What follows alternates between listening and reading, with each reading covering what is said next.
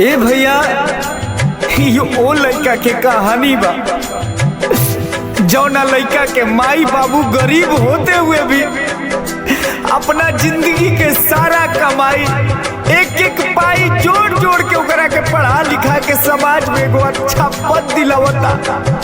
ऊ लड़का शहर में जाके अपना मन पसंद के लड़की से शादी ब्याह करके अपना जिंदगी में मस्त हो जाता, अपना माई बाप के याद तक नहीं के करत। हे भैया, इस सब हमनी के दुनिया में होत का आखिर काहे लोग माई बाबू के भुला जाता, आखिर काहे?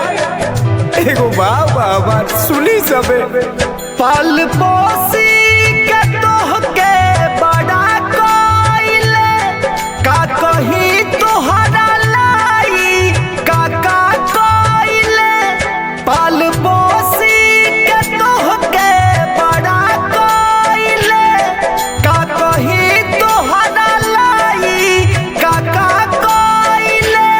4 दिन के प्यार में उतरा गइला, काहे माई बाबू के भुला गइला, काहे माई बाबू के भुला गइला।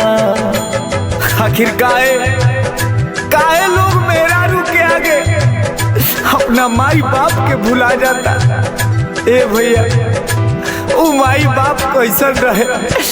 रूखा सूखा खाई के पोछी के नीर के राजा जस रखली खुदे लुगरी पहिर के।